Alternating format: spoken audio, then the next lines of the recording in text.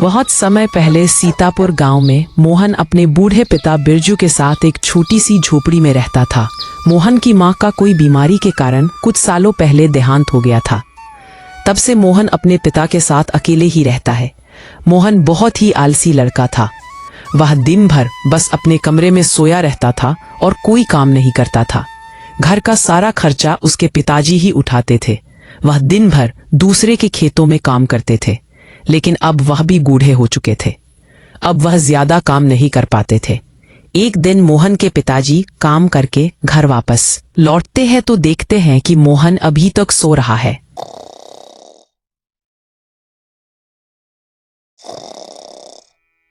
अरे उठ भी जा कामचोर, और कितना सोएगा? आखिर कोई इतना आलसी कैसे हो सकता है? जब से तेरी माँ गई है, इस घर का पूरा खर्चा मैं ही उठा रहा हूँ।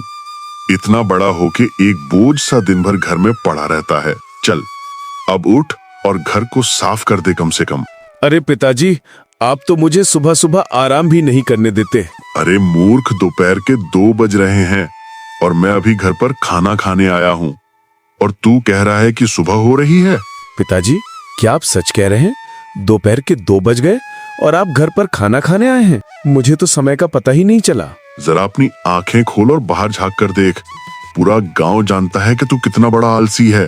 बेटा देख, अगर मेरी इतनी उम्र न हुई होती तो मैं तुझे कभी काम करने को नहीं कहता, लेकिन सच तो ये है कि मेरी अब उम्र हो चली है। अब मुझसे इस घर की जिम्मेदारी और नहीं उठाई जाती।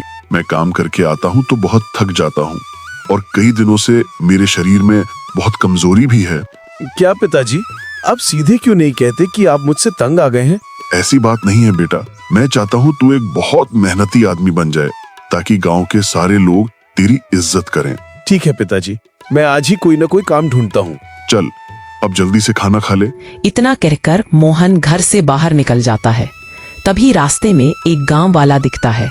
मोहन को देखकर वह आदमी उससे कहता है, अरे क्या बात है मोहन भैया, आज इतना सवेरे कैसे उठ गए? इतना सवेरे उठकर गांव में घूमोगे तो तबीयत बिगड़ जाएगी ना। तुम्हें इससे क्या लेना देना? मेरी मर्जी कि मैं देर से उठूं या जल्दी उठूं। तुम अपने काम से काम रखो ना। अब क्या कहें, जब तुम्हारा मन कहे तब उठो। तुमको शर्म तो आती नहीं कि तुम्हारा बूढ़ा बाप दूसरे के खेत में काम करके तुम्हारा पेट पालता है। अपने पिता से काम करवा के तुमको थोड़ा भी लाज नहीं आती क्या?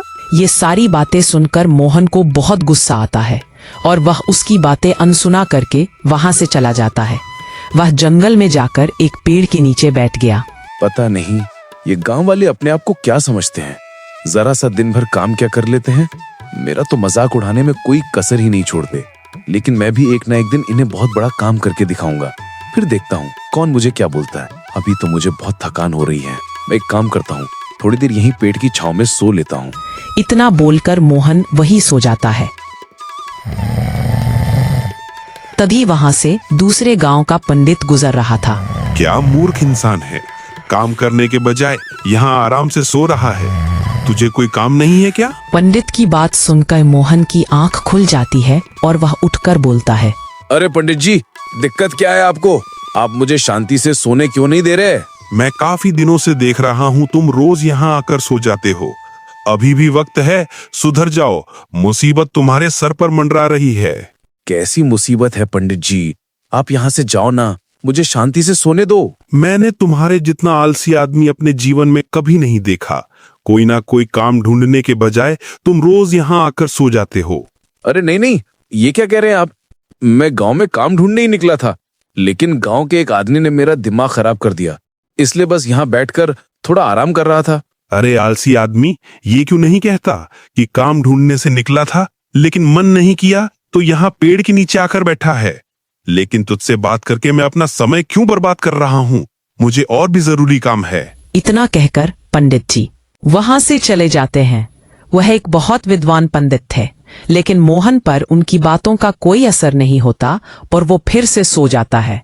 देखते ही देखते शाम हो जाती है और मोहन अपने घर जाता है। आज भी तुझे कोई काम नहीं मिला ना? पिताजी, मैं काम ढूंढने ही बाहर निकला था, लेकिन गांव के भोला ने मेरा दिमाग खराब कर दिया। बस इसलिए आज मुझे कोई काम नहीं मिल पाया। बेटा तू तो रोज ही कोई ना कोई बहाना बनाता है। भला किसी के बोलने से क्या होगा? अगर तूने काम ढूंढा होता तो तुझे जरूर मिल गया होता। पिताजी, आप क्या कहना चाहते हैं? मैंने सच में काम ढूंढने की कोशिश की थी, लेकिन फिर उसने फालतू की बातें करके मेरा दिमाग खराब कर दिया। आप चिंता मत कीजिए, मैं कल फिर से जाऊंगा और कोई ना कोई काम जरूर ढूंढूंगा। इतना कहकर मोहन खाना खाता है और सो जाता है।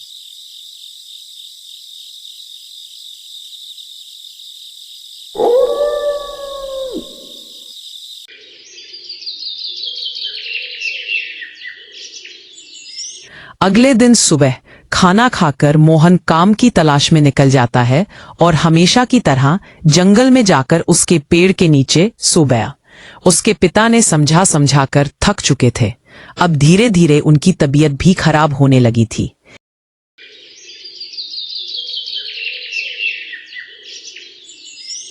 एक दिन मोहन ने उठकर देखा तो उसके पिता अभी तक सो रहे थे।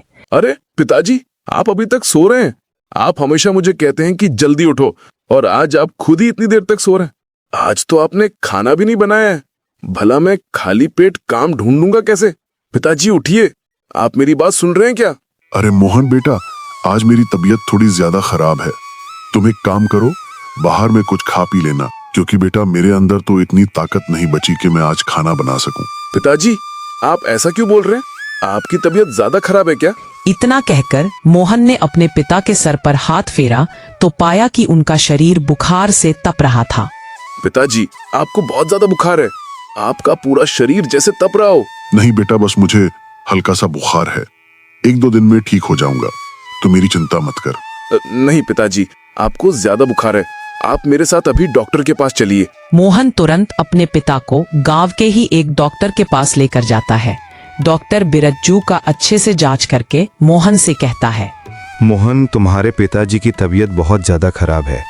उनके किडनी में इन्फेक्शन है, इसलिए उनकी हालत ज़्यादा गंभीर है। जल्द से जल्द उनका ऑपरेशन करना होगा, तभी तुम्हारे पिता ठीक हो पाएंगे। लेकिन डॉक्टर साहब, ऑपरेशन में तो बहुत पैसे लगते हैं ना? हाँ, उसके लिए तुम्हें 60,000 रुपये जमा करने होंगे अस्पताल में। ठीक है डॉक्टर साहब, आप मुझे कुछ दिनों का वक्त दीजिए, मैं पूरे पैसे जमा कर दूंगा। ठीक है मोहन, मैं तुम्हें तब तक कुछ दवाइयाँ दे देता हूँ, वो अपने पिताजी को खिला देना, उन्हें कुछ राहत रहेगी। मोहन बिरज्जू को लेकर घर वापस आ जाता है, लेकिन अब उसे अपने आलसपन पर बहुत गुस्सा आ रहा था। मोहन आलसी जरूर था, लेकिन वह अपने पिताजी से बहुत प्यार करता था। माँ के चले जाने के बाद उसके पिताजी ही उसका सहारा थे। अब वह अपने पिताजी को भी नहीं खोना चाहता था। आज रात का खाना मोहन ने ही बनाया। मोहन हर रोज बिना किसी चीज की परवाह किए बिना सोए रहता था। आज उसकी आंखों में नींद नहीं थी।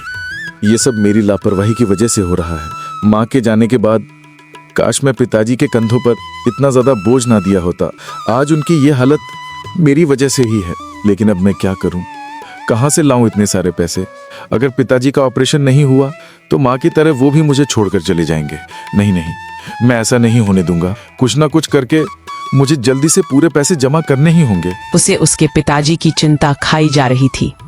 मोहन रात भर इसी चिंता में डूबा रहा।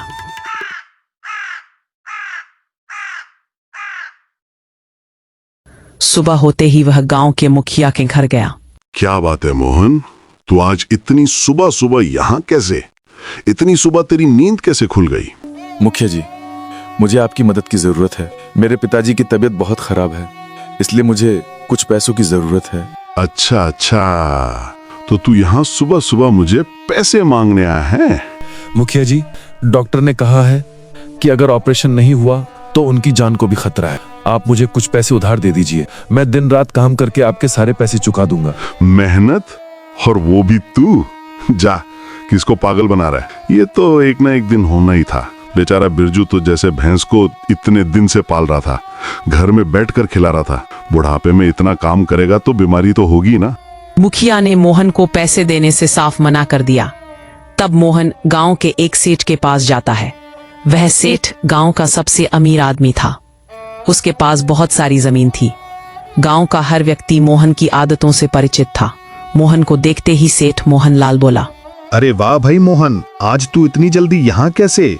सेठ जी, मुझे आपकी मदद की जरूरत है। मेरे पिताजी की तबीयत बहुत खराब है, इसलिए मुझे कुछ पैसों की जरूरत है।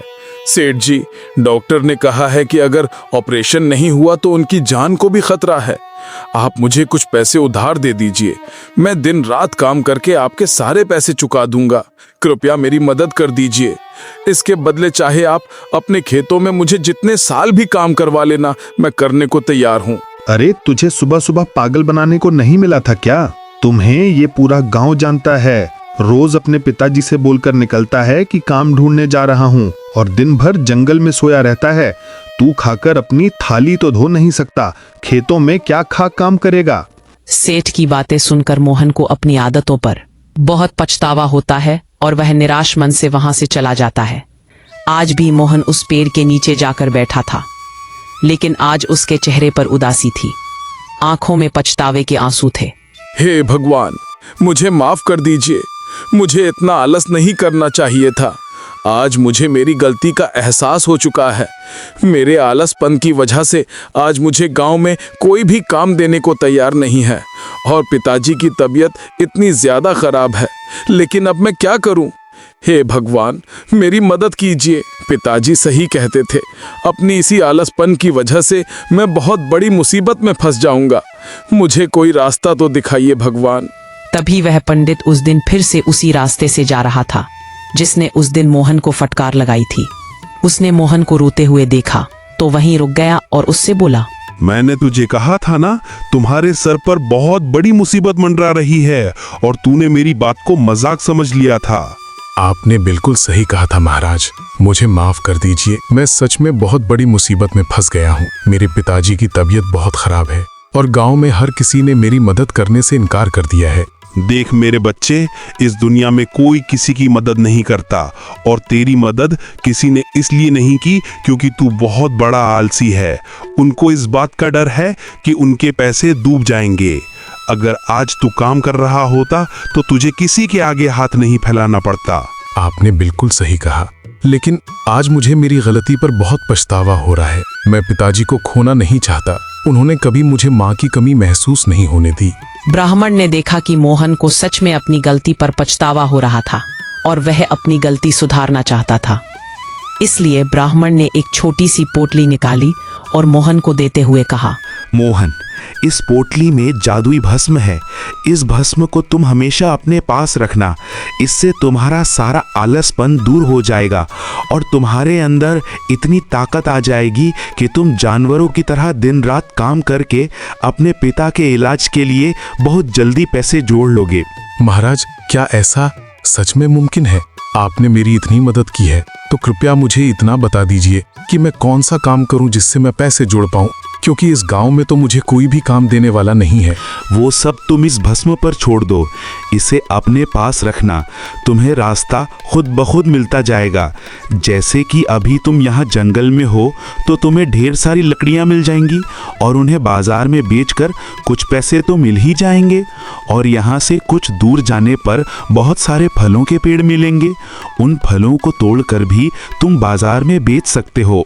ने वो भस्म अपने पास रख लिया और ब्राह्मण वहां से मुस्कुराते हुए चला गया। ब्राह्मण के कहे अनुसार मोहन ने लकड़ियां जमा करना शुरू कर दिया और थोड़ी ही देर में उसने बहुत सारी लकड़ी जमा कर ली। अरे वाह, मैंने तो कितनी सारी लकड़ियां जमा कर ली हैं। सच में ये भस्म तो जादुई है। इससे तो मेरे पूरे शरीर में फुर्ती आ गई है। इतना कहकर मोहन सारी लकड़ियां लेकर गांव में गया और उसकी सारी लकड़ियां बिक गई। शाम को मोहन घर आया और उसने पैसे जोड़े तो पाया कि आज लकड़ियां और फलों को बेचकर उसे पूरे 5,000 रुपए मिल चुके थे। ऐसे तो मैं बहुत जल्दी और 55,000 रुपए जमा कर लूंगा। अब कल से मैं और दुगना काम करूंगा ताकि पिताजी का इलाज जल्दी से जल्दी कर सकूं।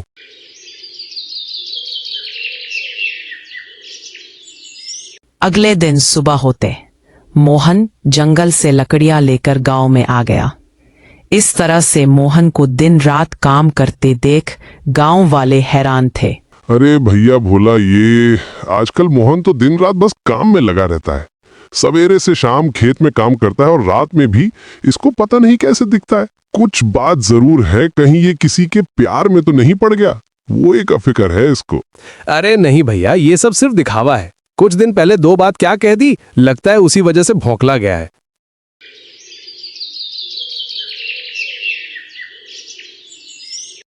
दिन रात जानवरों की तरह काम करके 1-2 हफ्ते में ही मोहन ने 50,000 रुपए जमा कर लिए थे। ईश्वर की कृपा से 50,000 रुपए तो जमा कर लिए हैं मैंने, लेकिन अब मुझे 10,000 रुपए और चाहिए। मुझे जल्द से जल्द ये पैसे भी जमा करने होंगे। मेरे पास ज्यादा समय नहीं है। पिताजी की तबीयत भी और खराब होती जा रही है। मोहन ने बिरजू के पास जाकर देखा तो उसकी हालत पहले से ज्यादा खराब थी। खांसी ने बिरजू को अंदर से और तोड़ कर रखा था। वह बहुत कमजोर हो चुका था। यह सब देखकर मोहन और चिंतित हो गया। मुझे कल ही पिताजी को डॉक्टर के पास लेकर जाना होगा। मैं कल ही सेठ जी के पास फिर से जाऊंगा काम मांगने। हो सकता है इस बार वो मुझे काम दे दें। अगले दिन फिर से मोहन सेठ के पास जाता है। सेठ जी, उस दिन तो आपने मुझे आलसी कह के भगा दिया था, लेकिन मैंने पूरी मेहनत करके 50,000 रुपए जमा कर लिए हैं। अब सिर्फ 10,000 रुपए घट रहे हैं मालिक। कृपया मेरे पिताजी के जान के खातिर मुझे काम दे दीजिए। उनकी तबीयत बिगड़ती जा रही है। मैं दिन रात काम करूंगा मालिक। कृपया मुझे काम पर रख लीजिए। अच्छा ठीक है मोहन, मैं तुम्हें पैसे तो दे दूंगा, लेकिन उसके लिए मेरी एक शर्त है। तुम्हें मेरे खेतों को जोतना पड़ेगा। जितने बीघा खेत तुम जोतोगे उतने 1,000 रुपए में तुम्हें दूंगा। मंजूर है तो बोलो। ठीक है मालिक, तो मैं अभी से ही काम शुरू कर देता हूँ। आपका बहुत बहुत धन्यवाद मालिक। दिल में अपने पिताजी को बचाने की उम्मीद लिए हुए मोहन खेतों में हल चलाना शुरू कर देता है। दिन भर बिना आराम किए वह खेतों में काम करता रहा। उसकी मेहनत का पसीना यह गवाही दे रहा था कि उसके दिल में पछतावे की आग जल रही है। दिल में अपने पिताजी की जान बचाने की आस लिए हुए वह काम करता रहा। सुबह से शाम हो गई, लेकिन मोहन अभी भी काम कर रहा था। अगले दिन सुबह सेठ अपने खेतों पर आया तो उसने देखा कि मोहन अब तक काम कर रहा था। वो अपने 10 बीघा खेत को जोता हुआ देखकर हैरान रह गया। अरे वाह लड़के, तू इतनी मेहनत करेगा, मैंने सोचा भी नहीं था। तूने कल से बिना आराम किए मेरे 10 बीघा खेत को जोत दिया। मैं तुम्हारे काम से बहुत खुश हूँ। आज मैं तुम्हें 15,000 रुपए दूंगा। आज ही तुम अपने पिताजी का इलाज करवा लो। मोहन तुरंत वह पैसे लेकर अस्पताल में डॉक्टर के पास जमा कर देता है और अपने पिताजी का इलाज करवाता है। कुछ दिन बाद ही मोहन के पिता पूरी तरह से ठीक हो जाते हैं।